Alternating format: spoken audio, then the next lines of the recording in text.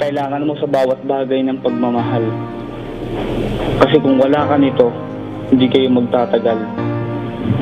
Kahit na sabihin mo may talento ka sa pagyoyoyo, kung hindi mo siya mamahalin, mawawala siya sa'yo. Mahalin, huwag mong bastusin. Siyempre ako, sorry din dahil may mga laban ako na lumabas na nagsalita ako ng bastos, narinig ng mga bata, maruming salita. Hinihingi ko ng tawad yan. Patawarin niyo ako sa mga bagay na nagawa ko yan dahil yung mga panahon yan ay nasasabi ko, alipin ako ng maling pagkaunawa. Alipin ako ng maling pagkaunawa. Ibig sabihin nun, akala ko, porket minumura mo yung kalaban mo, sinisiraan mo yung pagkatao niya. Hindi. Akala ko masaya ako pag nagawa ko yun. Pagtalikod ko, halos nadudurog ang puso ko. Kapatid ko yun eh. Kasamahan ko nagtanim. Para lang makilala kami, magbumurahan kami sa gitna. Para sa akin masakit yun. Kaya yan ang isa sa dahilan kung bakit ititigil ko na ang paglaban. Turuin mo, sa dami ng nakalabang ko, si Luni, Silencer, Abra, Smagla, Delo, Target, Vice Ganda, Daddy Jody, Sayad, 5-on-5, Tristag, Basilio. Ilabas mo dyan yung mga kantuhang laban. Yung mga hamon sa kanto, hamon sa gig. Kung kailangan, labanan mo siya para manalo ka. Bugbog na ako. Siguro naman nagawa ko na yung parte ko bilang isang manlalaro. Nakita nyo na kung paano ako lumaban, tumayo, bumangon sa pagkakadapa sa kabila ng hirap na dinadaanan ko. Siguro sapat na yun. Kaya ngayon sa pamamagitan nito at sa abot ng aking makakaya, gagawin ko ang lahat basta't makita kong lahat ay masaya. Sa pamamagitan nito, ng Busay Talk Show,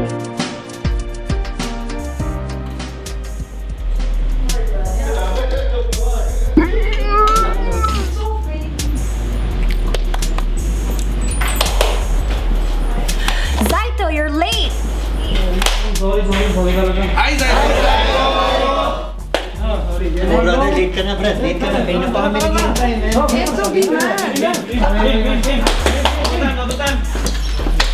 Okay, andito na si Zaito. Take na, take na. Let's go. Go, go, go.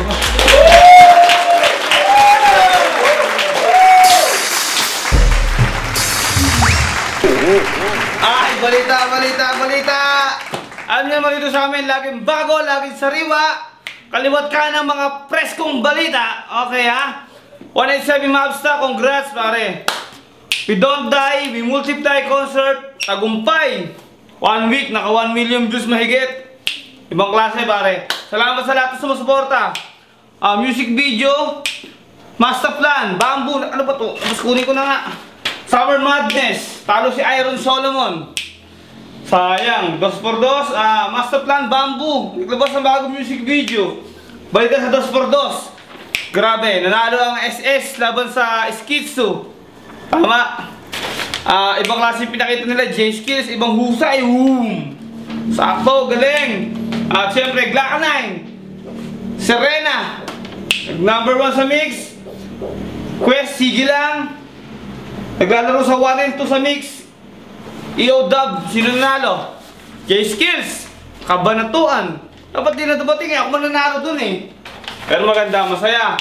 Salamat sa lahat na sumusuporta. Mabuhay ang hip-hop sa Pinas! Ibang klase!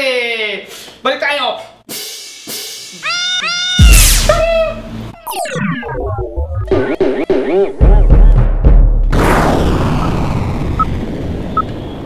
Kamusta na?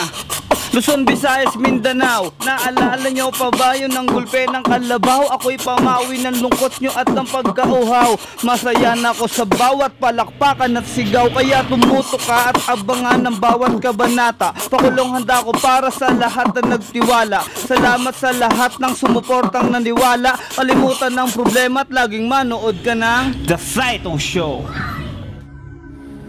Ibabahagi yung aking mga naranasan na bang Nilalakbay ko ang napili kong larangan, parang lumalakad sa kalsadang umaapoy. Pinipigilan, hinahamak, kagarang tinataboy na mga taong alam kong ang isipan makikitid sa mga burak ba at putik na subukan mo sumisid. Kumbaga nakita mo na ba sariling katauhan bago pa na ako'y tutulan at mapiling pag-ukulan na paratang nang dahil doon tumapang. Hindi takot gumapang ang lahat na mga suwapang nagkasalang nawala ang aking galang at sinabi ko na balang araw ang mundo ay babaliktad dahil walang inakay na di natutong lumipad. Ngayon ay pagbasdan nako kung nasaan noon hinusgahan sila. Yung luhaan na matagal nila pinapangarap ay sakin inilaan. It was written.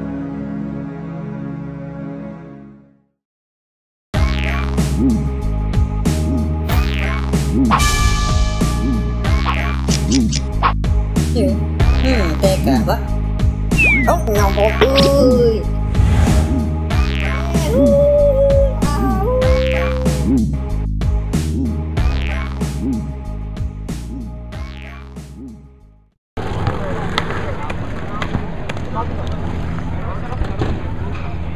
Ay, magandang gabi sa inyong lahat. Magandang gabi. Dito pala ako sa isang lugar sa Lipa, sa Compark. May court, maraming pwedeng paglibangan. Isang lugar na libangan ng mga taga Batangas, sa mga Batanggenyo. Pwede kayong mag-skate, pwede kayong mag-swimming, maligo sa swimming pool, pwede kayong maglaro kasama yung mga bata. May court, maraming pwedeng paglibangan. Andito ako ngayon dahil may hinihintay akong taong kausap sa isang importanteng trabaho. Yeah. Oy, Saito, ano ga? Diyan ka pala? Dito lang ako, may hinihintay akong kausap na tao. Kumusta buhay, yare? Ayun na pa kayo? Oo. Ayos, maganda libangan dito medyo maayos Ano ba yan? Skateboard to. Itong libangan namin dito. Ayos okay yan to, maganda libangan yan Ako naman dyan, patingin naman ang mga ano mo. Sige. Testing naman. Garni magpatalon. Ang tawag doon, Oli. Ayos testing naman. Ako nga, subukan ko nga testing. Di ba umihi dyan, tol? Di ba umihi dyan?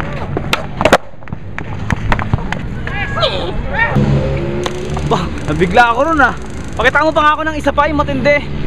Okay, sige. Are, show me. Ayos yun Buta na ako, pa-testing pa nga. Isa pa nga. Maganda trip nyo Support your local halimaw.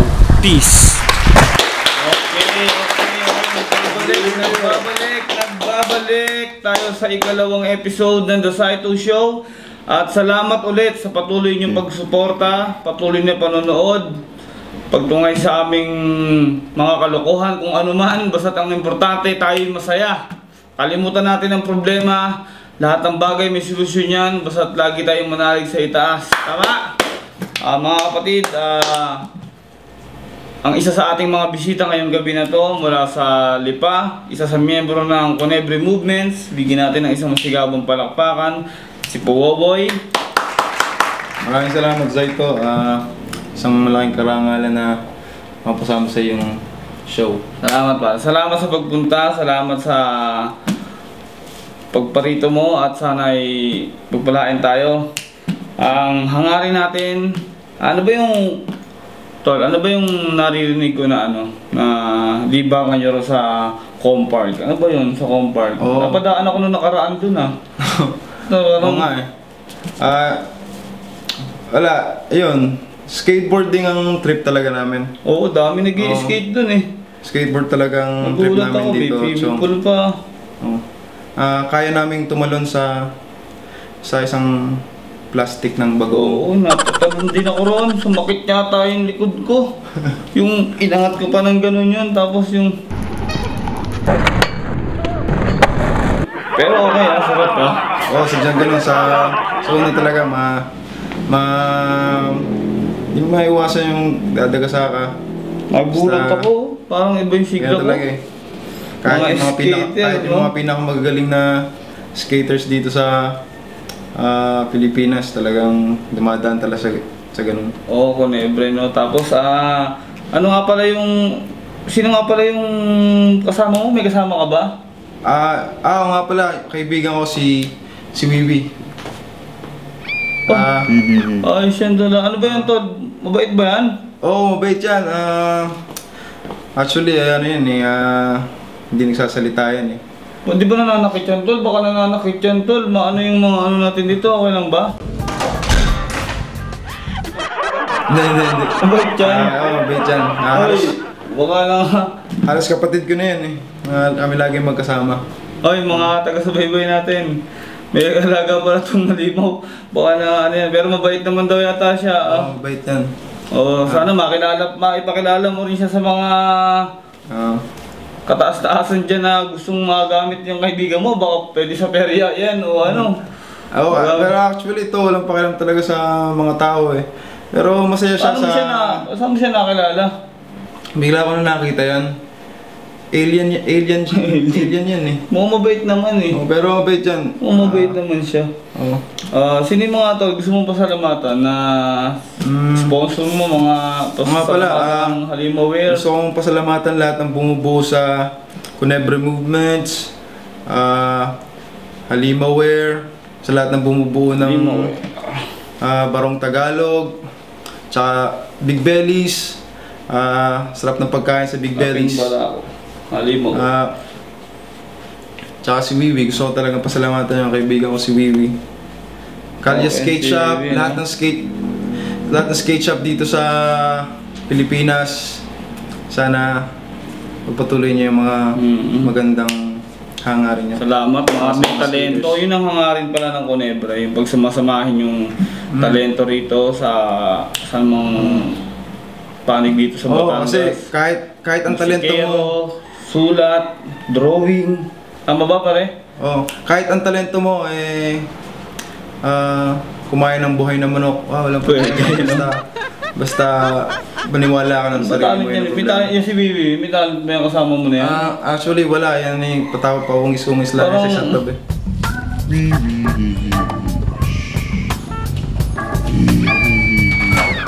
Yan yata yung kumain ng skateboard dun sa ano eh.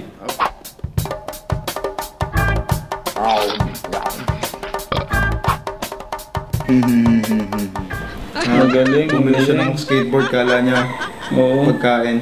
Tapos tayo Yossi dyan, Yossi. Tol, meron ka bang lighter dyan? Lighter? O sige, may Yossi ka ba dyan? Pala. Pwede bang mag-sindi? Hindi ka muna. Saan dito? Paano to? Ang lighter, di ba lighter sabi mo? Ito may Yossi ako dito Hindi lang yung cellphone, lighter din yan. Ayusa yan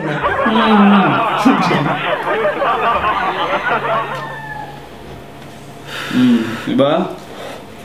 Okay ba talaga sa ito? Siyempre, ito dito sa ito show.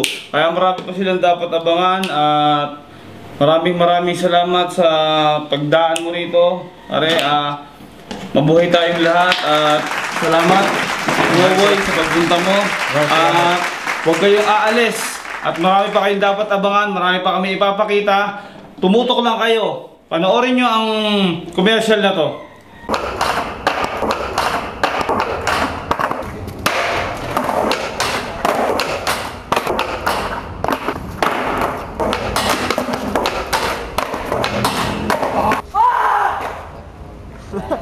Ox, temper.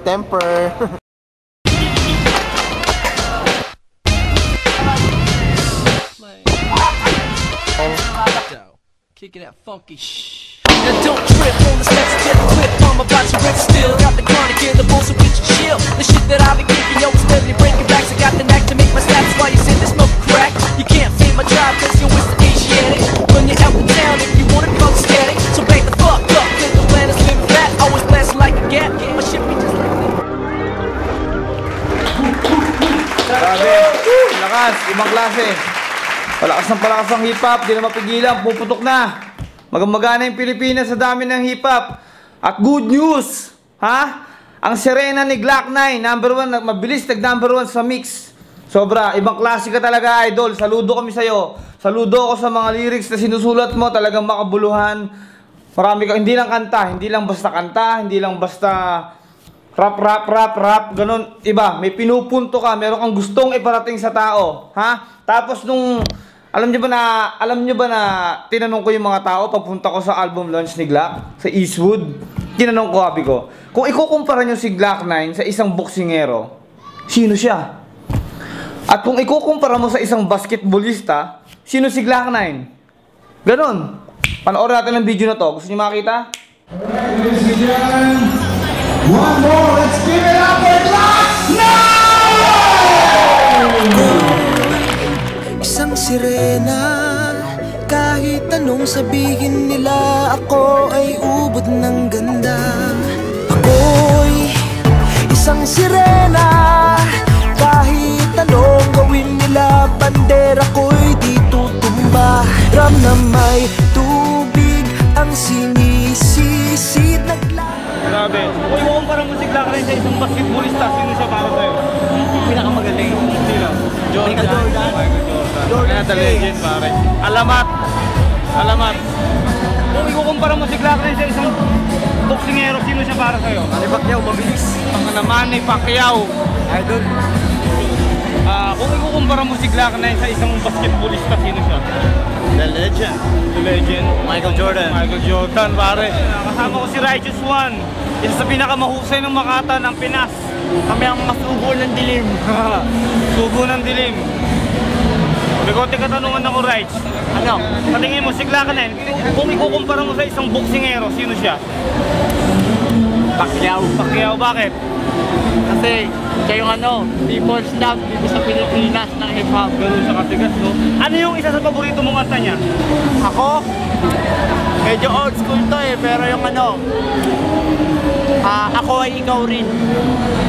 Dating kanta niya? Oo. Ang pagkaraso niya na gusto mo? Kung ikaw ay mangarap ng mataas, minsan suntok mo lamang ang pinakamalakas na ansyan dapat mong bitawan. Sige, wag mong tigilan, kung ikaw'y nasa babataas lang ang patutunguhan. Kasi nakaka-inspire siya mangarap nilang hip-hop Kaya walang makakapigil sa'yo, di ba? Tama. Saito Show.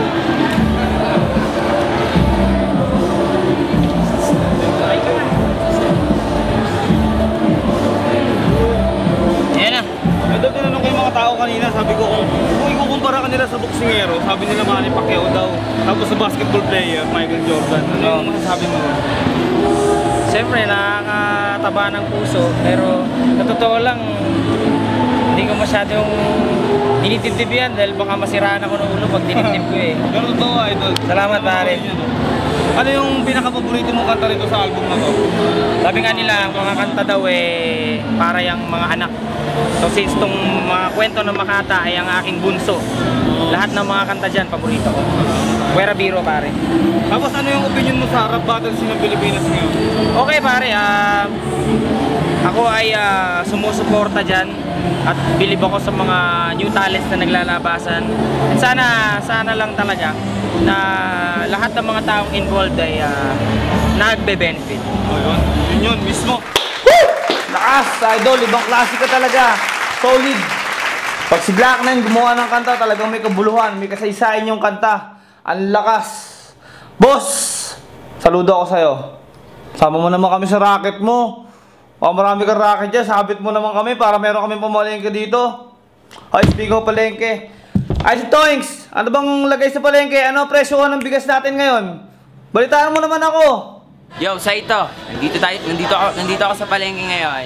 Dito natin makikita yung mga bigas.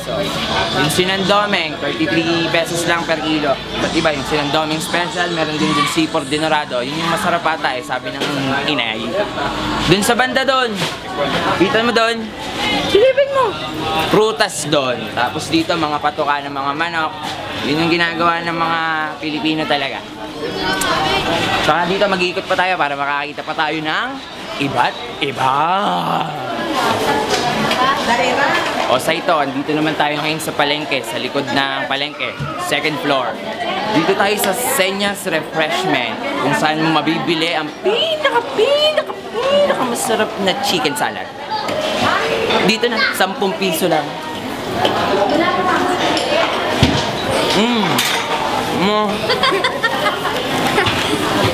Everyone.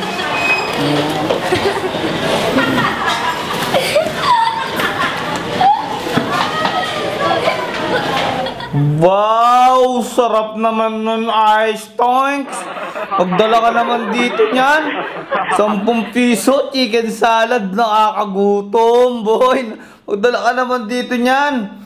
Balita tayo, balita. Balik sa balita, ha? Alam mo ba kung sino nanalo sa EOW Pinas, ha? Kabanatuan, MC Challenge? Limtek, dumating pang Dotto J Skills nanalo. Pumangalawa lang ako. Ibang klase. Panoorin yung video na to. Okay. Better and smooth. Bago ko bumuno sa malakas na palakpakan sa mga taga-Kabanatuan. Hindi mata ang ginagamit dito, kundi kamay. Kaya eto ang unang nabigay. Eto ang karton, pambalot na ng tsinelas. Kung wala kang pera, wala kang habayanas. Tapos nun, susunod mo na ang sinturon. Hindi ito pumuputok, pero pangmaton. Kung ito ay malutong, ang tawag doon. Ito ang sinturon, made in Malabon. Tapos nun, dudukot ka pa ng pen. Ito na yung naka-plastic na bag. Yung bag kanina peke, ito ay original. May plastic, may bandila pa artificial. Tapos nun, hahawak ka pa ng konti.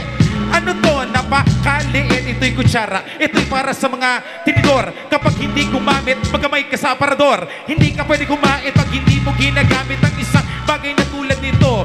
Ito ay laruan na pambata o takip ng pabango. Nagkamali ng dukot pero tutuloy ko to. Tapos noon, merong hanger.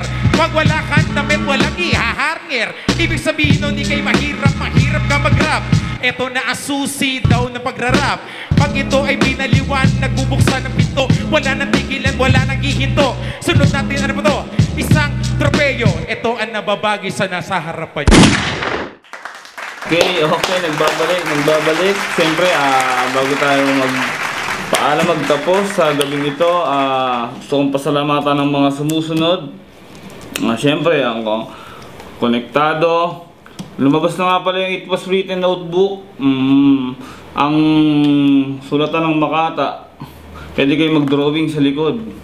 Pwede kayo mag-drawing, gumawa ng mga plano, sulatan nyo ng mga gigs, at marami kayong pwedeng check nyo na lang. Tapos syempre sa Radio Republic, search nyo lang www.radiorepublic.ph.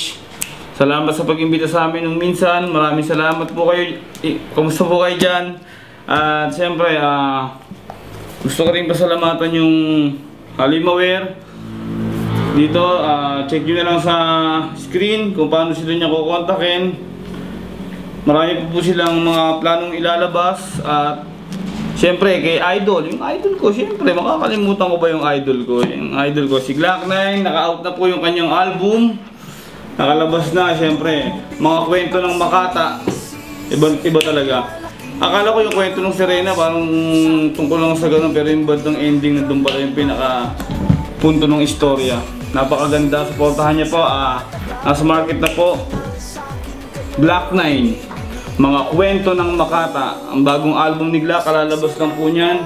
At salamat sa pagbigay sa amin ng pagkakataong makausap siya. Maraming salamat sa inyo. Siyempre, na patuloy na sumusuporta sa akin dito sa Saito Show. At pangako, pagbubutihin namin sa abot ng aming makakaya, sa awat tulong ng itaas, gagawin namin ang lahat. Gagawin ko ang lahat ng makakaya ko para mas talo ko kayong mapasaya. Maraming salamat at mabuhay kayong lahat.